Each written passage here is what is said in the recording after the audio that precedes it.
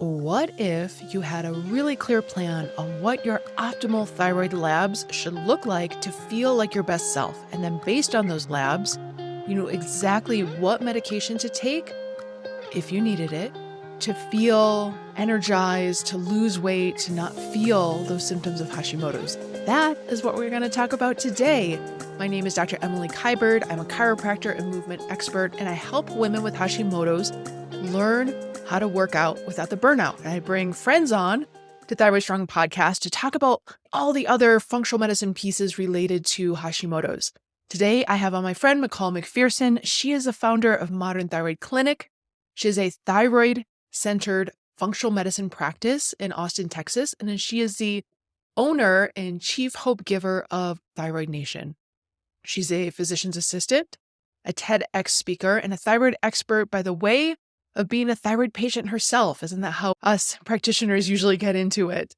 Her passion for perfecting thyroid treatment stemmed from years of suffering due to mismanagement of her own hypothyroidism.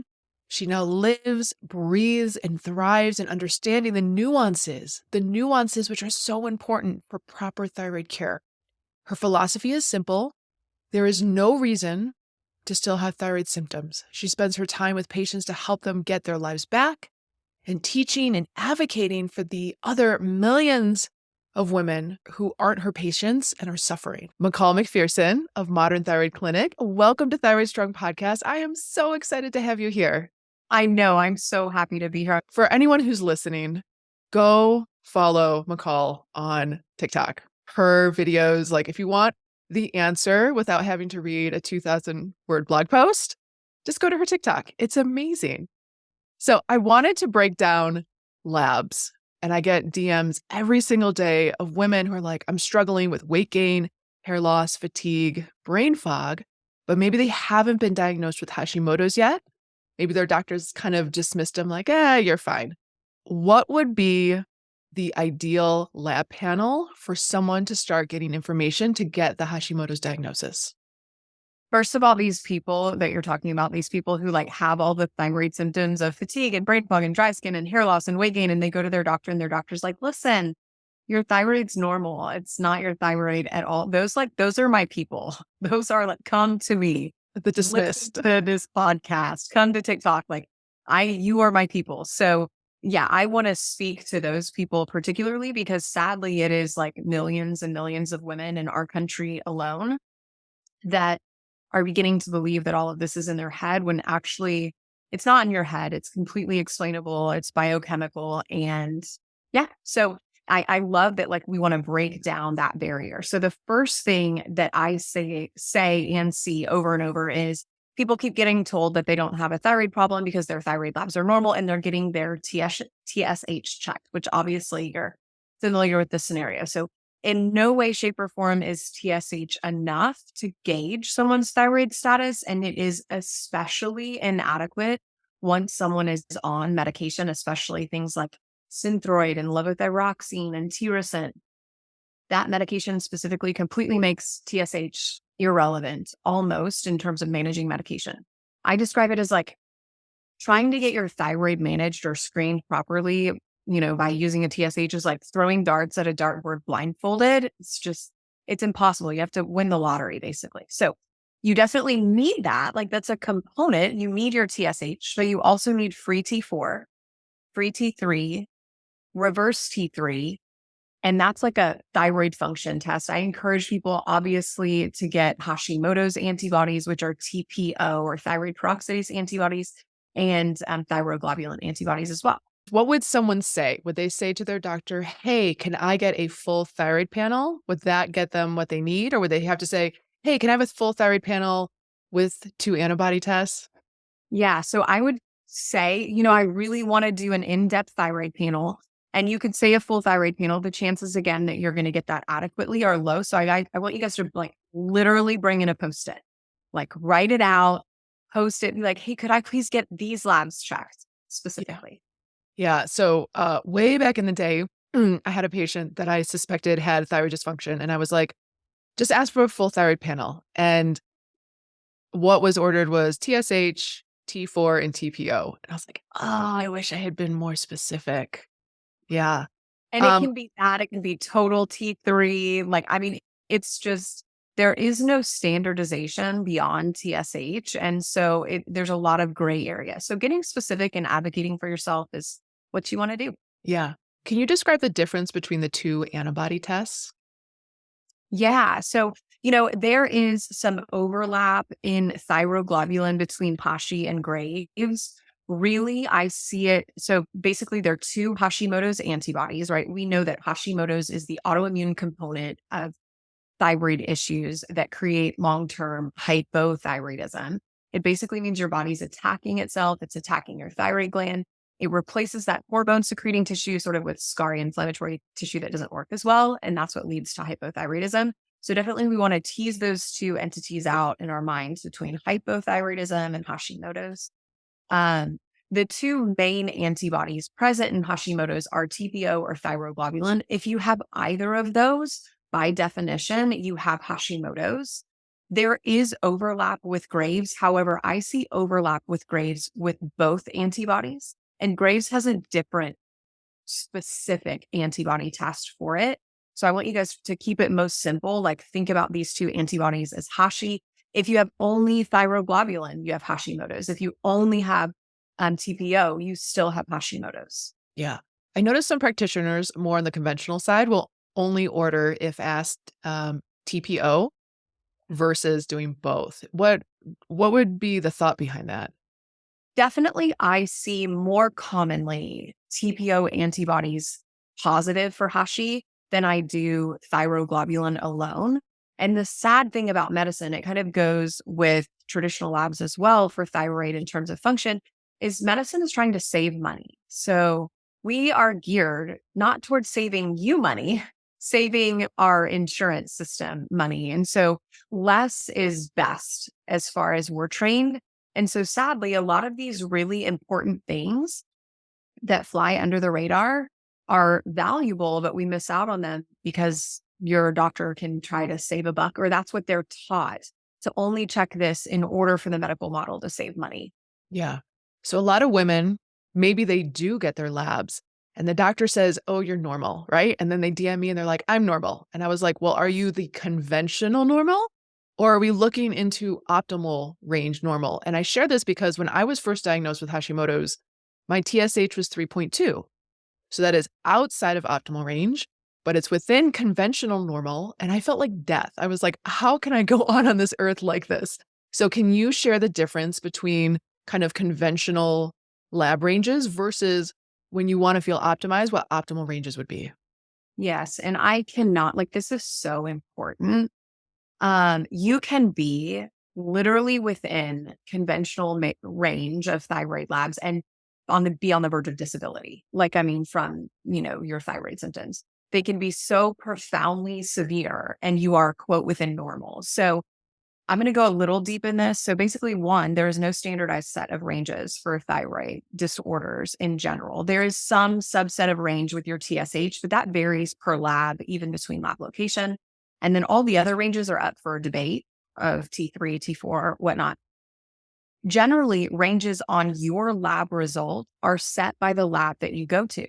So that lab, let's say it's Quest down the road from my house, sets their normal ranges by taking an average of the people in their system. They weed out like extremes on either end, but then they formulate a bunch of averages.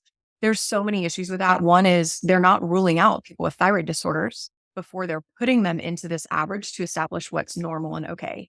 And then two, the people who are going to Quest or wherever you go, those are sick people. They're not going because they're like, I feel so great. I wonder what my thyroid labs look like.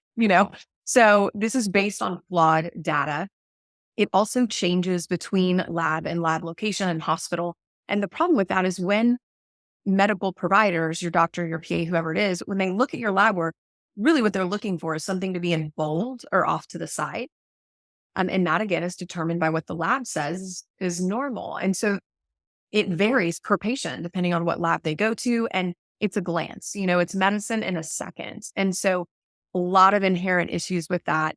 I've arrived at my optimal ranges based on, a decade ago, kind of going by the standard functional medicine range, which narrows a little bit off the top and the bottom, makes it more narrow. Now, every 18 months since then, I've gathered data on my own patients because 100% of my patients at Modern Thyroid Clinic are thyroid patients. And slowly over the years, I've narrowed them down until now I'm left with ranges that are this darn wide. I mean, they are so small, but I find if I can get my patients into those ranges, they feel good. They're vibrant. They don't have thyroid symptoms anymore. So, I give the analogy of regular lab ranges are as wide as the rooms that we're sitting in, and optimal ranges are, this darn wide. And so what's being told to all these people, I say women, because a lot of them are women that are being written off, is your labs are normal when in fact they're wildly not okay and certainly able to create massive symptomology and long-term health outcome downsides. Yeah. Let's just break down one. Okay. So, for example, TSH, because that's the one that gets tested the most. Conventional range is what? Like high end is like 4.5?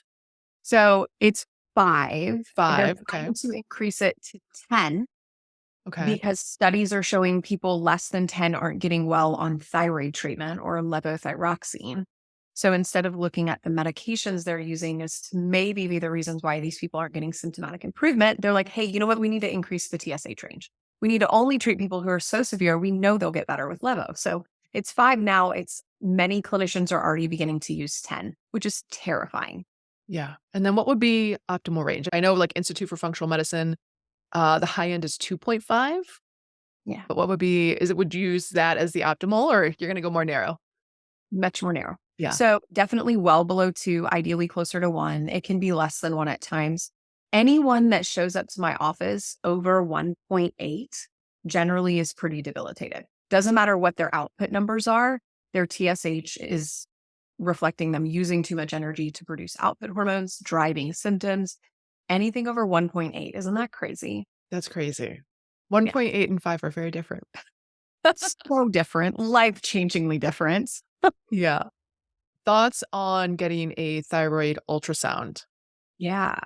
So, a lot of my practice has moved from in person to virtual. Post COVID, I was already doing like 50/50 pre COVID. So, along with that has sort of evolved my prerequisites for ultrasounds. I used to get them if I ever felt anything abnormal on palpation. But now that I'm doing more and more virtual medicine, and I think a lot of people are getting that, it's my opinion that everyone needs a thyroid ultrasound screening at some point to establish a baseline, because every decade as we age, the incidence of nodules increases a pretty reasonable percentage. The ultrasound picks up nodules. What would that mean? Yeah. So a decent portion of the population has thyroid nodules. You can think about them as almost little like bumps on our thyroid. A lot of them are benign. Benign just means they're not cancerous. They're not concerning. They're just sort of present. They can be present from inflammation, just, random incidents. But there is a percentage of those nodules that are cancerous or develop into cancer and start to grow and take over time. And thyroid cancer is one of those cancers that in most cases is very easy to intervene on. So we have like a lot of time before it grows wildly out of control and becomes a more systemic issue. So I think doing an ultrasound to establish that baseline to see if we need to track any nodules that could potentially be concerning for cancer is a big deal. It doesn't take much. And again, medicine is in the business of saving money. And so generally speaking, people aren't getting screening thyroid ultrasounds, but I'm actually an advocate for it. Yeah, I love that. It's kind of like getting a mammogram, probably much less invasive, but just to like create that baseline Yes, so that to see absolutely. changes over time. Yeah. Yeah, for sure. And you just check in. I mean, some people can do that every 5 or 10 years. It's not like we're charging our health system $3,000 a year. No, Yeah. it's minimal. Yeah.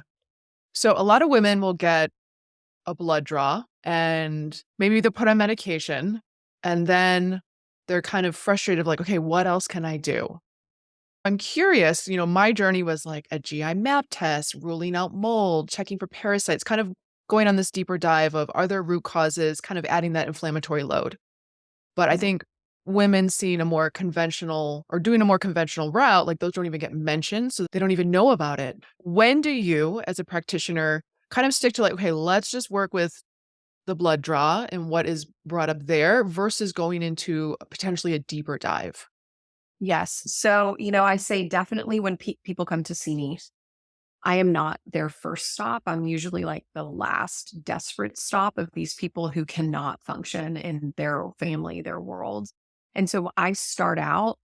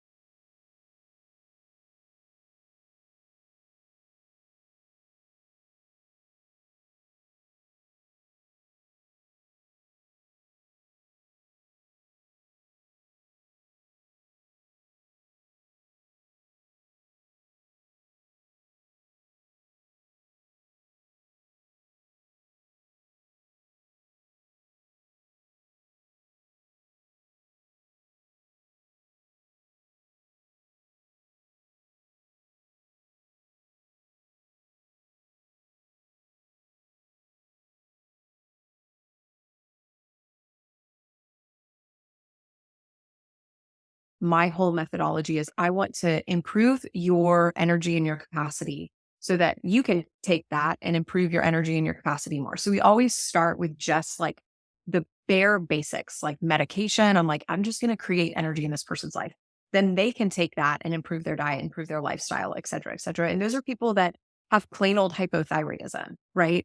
But people with Hashimoto's, 100% of those people deserve a further workup for root causes. And this is missed in the traditional medical approach because we're trained as clinicians. You treat someone's hypothyroidism. Hashimoto's is this random sort of reverse lottery scenario. There's nothing you can do about it. So, like, even if you check it once, you don't even ever need to check it again. Save those dollars, right? Only worry about their thyroid function because there's nothing you can do about that Hashimoto's anyway. And functional medicine, obviously, we know very well and intimately that we can reduce these people's antibodies. We can often get them even into remission. And that not only preserves so much of their thyroid gland, it reduces health risks all over the map for other autoimmune diseases. So 100% of our Hashi people, we do kind of a deeper dive for sure in what could be driving this. And then people that have persistent symptoms with hypothyroidism or other inflammatory things seemingly going on, of course, those people get a workup too. I love that you bring up energy because I try to share this with the Hashi ladies as well, which is a lot of them are focused on weight loss, mainly weight loss. Yeah. And I'm like, listen, if you get your energy back, you can do anything with that energy. You could lose weight. You could go to the gym. You could go on those walks you want to do. You could go hiking.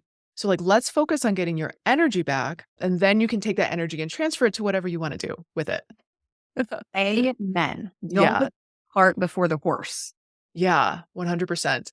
Let's talk medication because I haven't talked about medication on this podcast yet.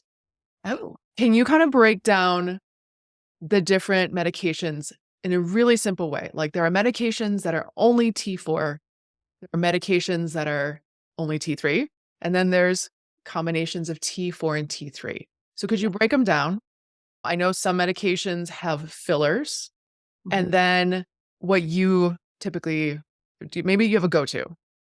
yeah, absolutely. So I want to establish the concept of there are T4 and T3 based medications. T4 are what I describe as inactive or inert. I give an analogy of crude oil. So we don't put crude oil in our car to make it go.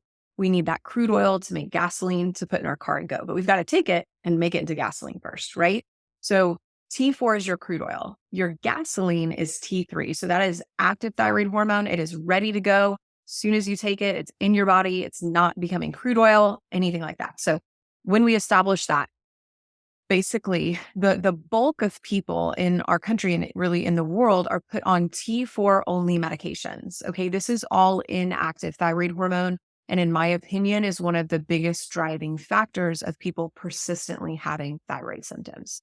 So T4 based medications are things like levothyroxine, Tirosint, Synthroid, Unithroid, Levoxyl, euthyroxine in other countries, those sorts of medications. Okay. So they are all what I call conversion dependent. They're dependent on your ability for me to give you crude oil and you to make gasoline from it.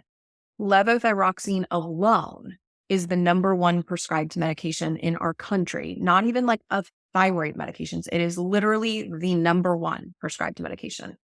And so all of these people are being given massive amounts of crude oil, and we're just left here wondering, can they make gasoline from it? Can they make it usable in their body? On the flip side is active thyroid hormone, or T3. So these are medications like Cytomel and liothyronine. So this is pure T3, pure active hormone. You take it, it does not need to be activated. It's direct energy currency into your body.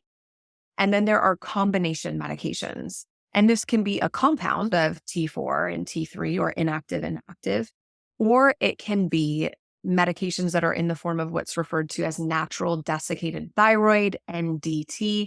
These are meds like NP thyroid and Armour thyroid. Okay. So these are blends of mostly inactive with some active hormone, but it's all in one little thing. It actually comes from desiccated pig thyroid gland that they've been around, or Armour's been around since the 1920s, long before levothyroxine came about. So that's kind of the big scene. If you find yourself still having thyroid symptoms and your doctor is checking your TSH and your T4 and you're on levothyroxine, it probably is because it doesn't matter how much T4 you get, how much crude oil you get, doesn't change the level of gasoline in your car. You're not efficiently converting it. So it's a big, big thing to look into. And TSH and T4 will not tell you how much gasoline is in your body. You need free T3, and then you also need reverse T3. So that goes back to our lab conversation. Now, there are things that have fillers, not fillers, vegan, not vegan, and a lot of that from the synthetic standpoint. So T4 and T3, these are synthetic man-made medications. Those are hard to regulate outside of brand. So if you need like a vegan, a dairy-free, you've got to kind of lean towards brand names. Now, fillers in desiccated thyroid, like Armour or NP really touts that it has less filler in it. And so a lot of people gear towards prescribing that and wanting to take it. In my opinion, this is sheerly marketing. Armour, sure, it has more fillers. It does not have gluten. So there's a lot of rumors that go around about that. It does not have gluten. And honestly, in my opinion, it works 10 to 20 times better than NP. Literally any patient that ever comes to me on NP, if I do nothing but switch them to Armour, they feel better. And then if my patients ask to be moved to NP because it's cheaper, I do that. 100% of them are back within a month saying, I changed my mind. I'll pay for the armor. So that's kind of my preferred between the desiccated thyroid. And then the last thing I'll leave you with when it comes to medications is 100% of patients at Modern Thyroid Clinic, literally 100% of all of our patients, none of them are on a T4 based only medication. So not a single patient is on levothyroxine or Synthroid alone. 100% of our patients have some form of active thyroid hormone on board. And that, in my opinion, is hugely life-changing. Is there any downside to long-term T3 use? So let's talk about that. So this is like a very heated topic in It medicine. is. We are trained, I'll kind of summarize, and I'm not even exaggerating this. Our medical training when it comes to thyroid medications, it is never use medications with T3 in them, gasoline or active hormone. Only use medications with T4 like levosynthroid. If you put your patients on T3, you will give them a heart attack or a stroke. So that is the dogma that's being fed from medical generation to medical generation to medical generation. So naturally, one, we are terrified to use these medications because we actually think we're going to kill people. And two, we are ill-equipped with training on how to use them. So we have no idea how to safely use them because we're not trained to, because we're only trained to use levothyroxine-based medication. So naturally, there's a lot of fear, and you will run into doctors that are like, why in God's name are you on Cytomel? So that can happen. I mean, definitely side effects can come with over medication of T3. If I give someone too much levothyroxine, they can only take so much crude oil and make gasoline from it, right? At a time. There's a rate limiting conversion step here. So it's difficult to make people truly hyperthyroid. If I give you too much T3 is the definition of hyperthyroid. And in severe cases, hyperthyroidism can lead to atrial fibrillation and arrhythmia that can create an increased risk for heart attack and stroke. So that can happen. Now the amount of T3 you would need to give someone is probably 10 times the amount that we deal with at Modern Thyroid Clinic. So it takes kind of gross medical negligence or having absolutely no idea what you're doing. I give people, the insight of, look, my range for your T3 is about 3.6 to 4.2 throughout the day. For you, I would need to have your T3 above 20, close to 30 to start creating risk for atrial fibrillation. There's no way I'm going from 3.6 to 4.2 to 20. Like, mistakes like that, they don't happen. So while there can be risk, especially in elderly people, that threshold lowers, but it's still incredibly high, like well above 10. So it still involves massive amounts of over medication. So if people know what they're doing, if they're doing labs properly, the risk, in my opinion, of serious ramifications of T3 is little to none. And there's lots of benefits from it from a long-term health outcome perspective. For people who come to you who are saying, I've been on medication for years, I still don't feel better. What is kind of like the typical story? Is it like they're on only T4 and they're not converting it to the active form? I would say of people who are medicated and that come to see me, that probably accounts for 75 to 80+%. Yes. So there are a lot of people walking around on T4 that feel terrible. And those are the same people that are told it's not your thyroid. It's not your thyroid. Eat less, exercise more. This is all your fault. And those are also the same people that come to see me and literally get their lives back in like weeks, months, Yeah. How long does it take in terms of potentially feeling better or knowing that dosage works? Yeah.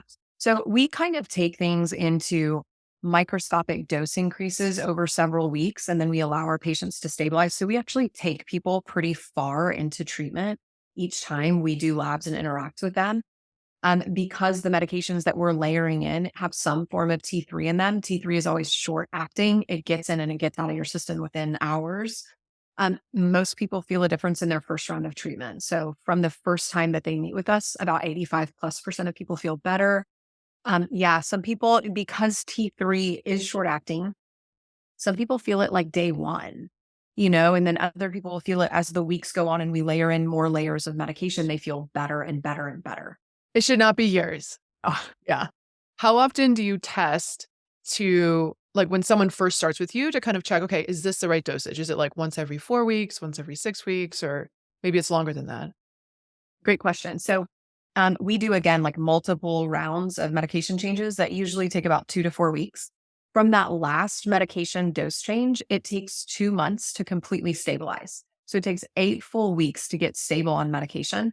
The way that we're able to increase people so many times in microscopic doses is because we're not just kind of waiting to see what's going to happen. We know what's going to happen. If we start with good data, good labs that are stable, we can predict where people's labs are going to land based on our medication changes. So we have to start with stable data. So in order to get that stable data, people have to be on the same darn med for 2 full months. Even the difference between labs at 6 weeks and 8 weeks post medication change, there's a huge shift. And a lot of medicine is checking people's labs 6 weeks after their last medication change, and they're not done yet. They still have a lot of changes that are going to happen in their biochemistry over 2 weeks. Yeah. So I had a patient, obviously I was treating her from like a biomechanical joint pain perspective, and she was on a combination of T3, T4. And her doctor took her off, like basically put her on more T4, less T3. And nothing else changed. Like she eats really well, hits her protein, hits her fiber, resistance trains 4 days a week with a trainer. Nothing else changed. And she gained 40 pounds in 2 months. And the doctor told her, let's do this for 8 weeks. And she went back to her doctor being like, please, like basically begging to put her back on some increasing the dose of T3. Devastating. Yeah, devastating. It is like, I cannot overstate this exact experience. It is the nuances of thyroid treatment that make all the difference in the world. Like, that's why, like, you cannot just arrive at someone's perfect thyroid dose checking their TSH every 6 months. They basically have to win the lottery. They should go to Vegas if that happens. Like, I mean, they're the luckiest person alive. I mean, it's all these micro nuances that really make or break people. Yeah, 100%. Have you ever come across anyone in your practice who's been over-medicated? I recently had someone inside Thyroid Strong talk about she was having persistent anxiety, a little bit of heart palpitations, and she forgot to refill her meds for 10 days. So she was off her meds. It was from like 7 to 10 days, and all her anxiety symptoms decreased. And she was like, oh my God, maybe I'm over-medicated. Have you experienced that in your practice? Not from you, but from patients coming in? For sure. So this is actually, in my opinion, the one way that over medication of T3 can happen. And this is actually a pervasive issue, even in the functional medicine world. So if you're a functional medicine clinician and you treat thyroid, please listen, because this is so important. It has been propagated, mainly started by this amazing woman that created Stop the Thyroid Madness. It's a giant, large advocacy platform for thyroid patients everywhere. But it's been propagated to check people's labs off of their thyroid medication, specifically T3. The problem with that is, let's say Cytomel, if you take that on a Monday morning and you take it even twice a day, that medicine peaks and it troughs in about 3 to 6 hours. If you go get your labs on Tuesday morning, 12, 18, 24 hours after you take it, your T3 looks low because your medication is not in your system. People do that for years. They do it for decades. So every time they've gotten their labs, they go off of their medication to determine what to do with their medication. So every single time their T3 is increased because it perpetually looks subpar. Those people end up on a ton of Cytomel or Armour or whatever it is. I've had a 72-year-old woman come to my practice with a T3 of 13. So at 72, you're at an increased risk for AFib, not on thyroid medication.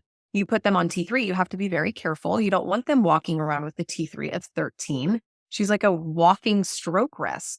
And so, but forever, she had a functional medicine person check her labs off her T3, increase it, increase it, increase it. And I've had another patient just before she saw me, she had a stroke.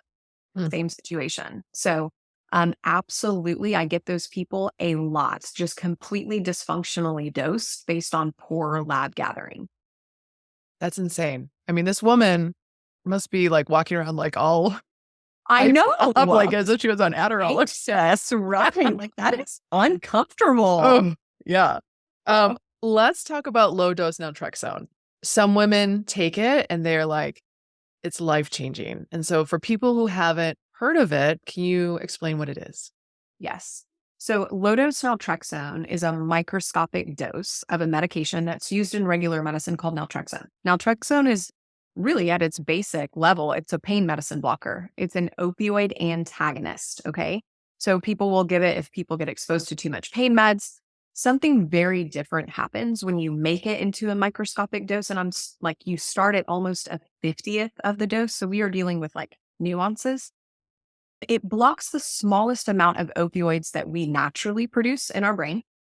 And that tells our body, it communicates to our body that we need more. So it actually ends up upregulating our opioid production. And it leaves us in this state of excess opioids as opposed to depletion. And that does something really unique. It actually lowers inflammation or autoimmune disease of any kind. It also strengthens our immune system.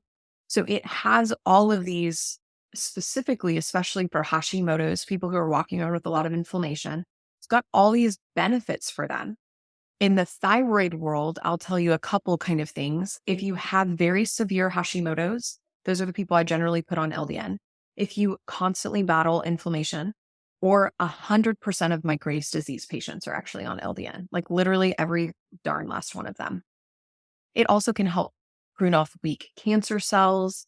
It slows the breakdown of your body over time due to aging. Like, I mean, it just has so many, I'm sure you know, health benefits, not all of which are felt by the patient. Is the one thing that I tell my people is like, look, there are the percentage of people that are like, oh my God, this is life-changing. I feel so much better. Huge portion of people that don't feel anything, but their antibodies drop. Ah, that's so interesting. For people who are not responders, is it maybe like the dose isn't right or something else? There is like a standardized dose for LDN, but I have definitely found over the last probably 6 or 8 years or so of using it that there are people that need more and there are people that need less. And so I actually do find dose variance in it.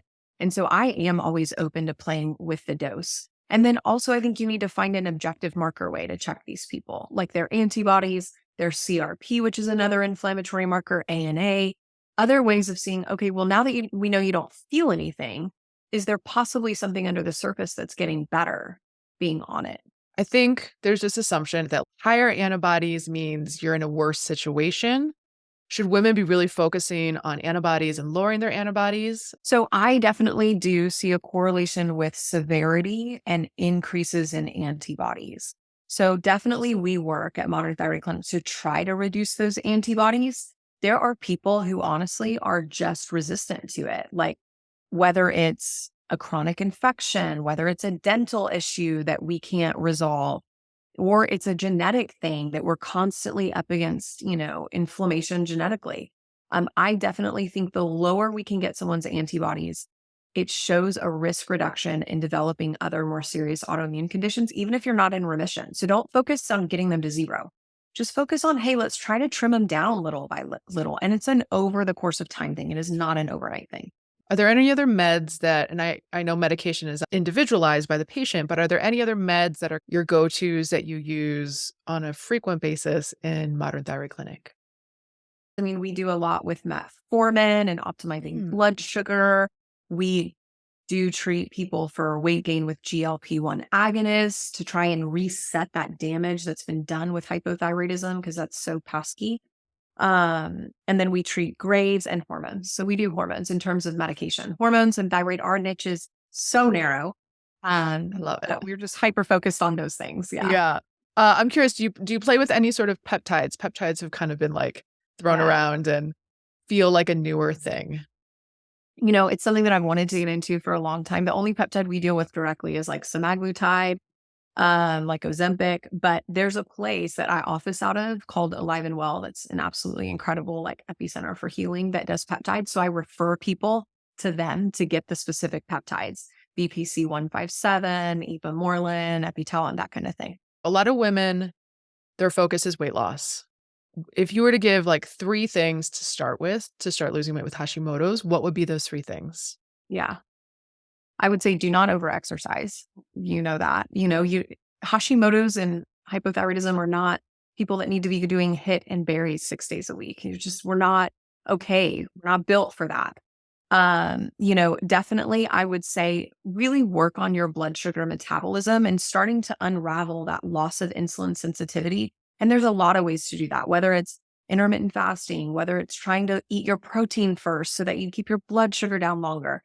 those sorts of things. And then the other thing that I love is in terms of exercise, and you're the expert here, but I love like slow weight training. We don't have to like intensively circuit train for 2 hours and then list like a sustained low intensity exercise is really, really great because thyroid people have adrenal issues. Those two things go hand in hand, you know? Yeah. Where do you deal with adrenals? Because It probably accounts for less than 1% of my patients that need their adrenals treated before their thyroid. So I almost always start with thyroid, and literally almost 100% of my patients need adrenal work that I layer in at their second appointment usually. But I always start with thyroid. I'm always about, I want to give the biggest bang for the buck for these energy for these people with the least amount of effort on their end.